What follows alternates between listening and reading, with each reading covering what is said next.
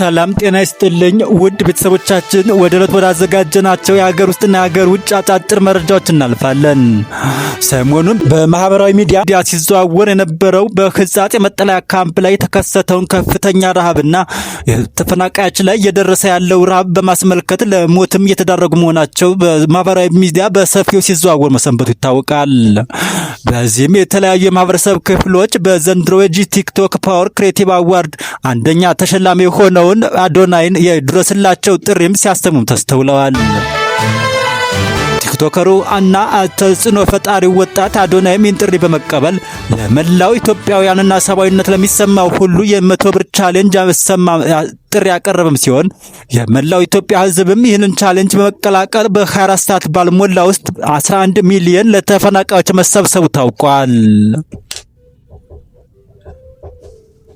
አሁን ላይ የተለያዩ ተጽዕኖ ፈጣሪና ቲክቶከሮችም በቦታው በመድረስ ህዝቡ ላይ የደረሰውን ከፍተኛ ችግር ለዓለም እያሳዩና ከፍተኛ የሆነ ድጋፍ በማድረግ ርብርብ ላይ እያደረጉ እንደሚገኝ ይታወቃል።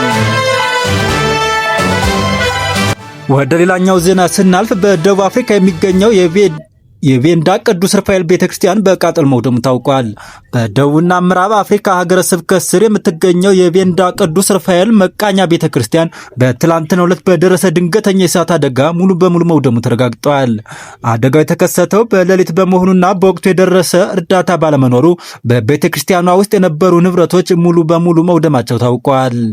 የአደጋው መነሻ እስካሁን ያልታወቀ ሲሆን የሀገረ ስብከቱ ዋና ስራ አስኪያጅ ሊቀ መምህራን ብርሃኑ ተክለያሬድ በስፍራው ተገኝተው ለምዕመናን መጽናናትን ሰጥተዋል።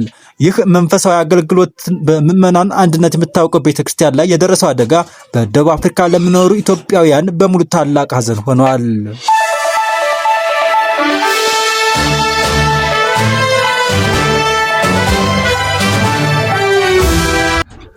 ወደ ሌላኛው መረጃችን ስናልፍ በዩክሬንና በሩሲያ መካከል እየተካሄደ የሚገኘው ጦርነት አሁንም ተጠናክሮ የቀጠለ ሲሆን በዛሬው ዕለትም በገና በዓል ዋዜማ በ600 ድሮንና በ30 ሚሳኤል ተደብድበናል ሲሉ ዘለንስኪ አስታውቀዋል።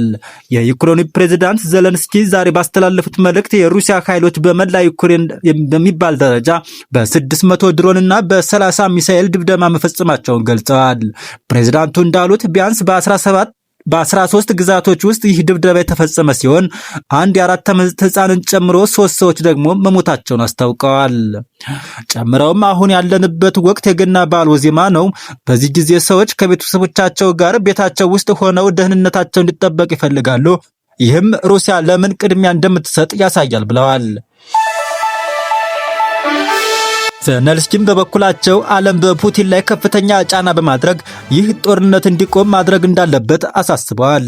ይህ በእንዲህ እንዳለ የዛሬውን ጥቃት ተከትሎ በ3 የዩክሬን ግዛቶች ውስጥ የመብራት አገልግሎት ሙሉ በሙሉም ተቋርጧል ሲሉ ገልጸዋል።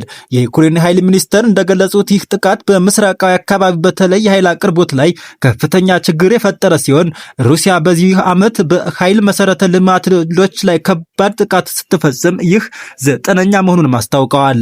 በተያያዘ የዩክሬን አየር ኃይል በበኩሉ ዛሬ ከተፈጸሙት ጥቃቶች ውስጥ በርካቶቹን ማክሸፉን አስታውቀዋል።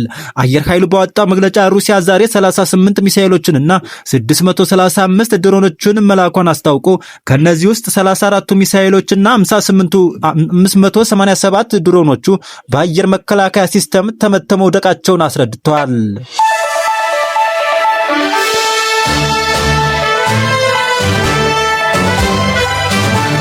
አሜሪካው ፕሬዝዳንት ዶናልድ ትራምፕ አስተዳደር ሶማሊያና ኡጋንዳን ጨምሮ በ15 የአፍሪካ ሀገራት የሚገኙ የአሜሪካ አምባሳደሮችና ጉዳይ አስፈጻሚዎችን ማንሳቱን የአሜሪካ የዜና ምንጮች የዲፕሎማሲ ምንጮች ጠቅሰው ዘግበዋል። ከ15ቱ የአፍሪካ ሀገራት ከአምባሳደርነትና ጉዳይ አስፈጻሚነት የተነሱት አምባሳደሮችና ጉዳይ አስፈጻሚዎች በቀድሞ የአሜሪካ ፕሬዝዳንት ጆ ባይደን አስተዳደር ወቅት የተሾሙ መሆናቸው ታውቋል። አምባሳደሮቹ ከተነሱባቸው ሀገራት መካከል ኡጋንዳ፣ ግብጽ፣ ሩዋንዳ፣ ናይጄሪያ፣ አልጄሪያ፣ ካሜሩንና ሴኔጋል ይገኙበታል። በአፍሪካ ህብረት የአሜሪካ ቋሚ መልእክተኛ ስቲፋኒ ሱሎቫንም ከተነሱት መካከል አንዱ መሆናቸውንም ዘገባው ጠቅሷል። በቀድሞ ፕሬዝዳንት ጆ ባይደን የተሾሙት በኢትዮጵያ የአሜሪካ አምባሳደር ኤርቨን ማሲንጋ በዝርዝር ውስጥም እንዳልተካተቱ ታውቋል።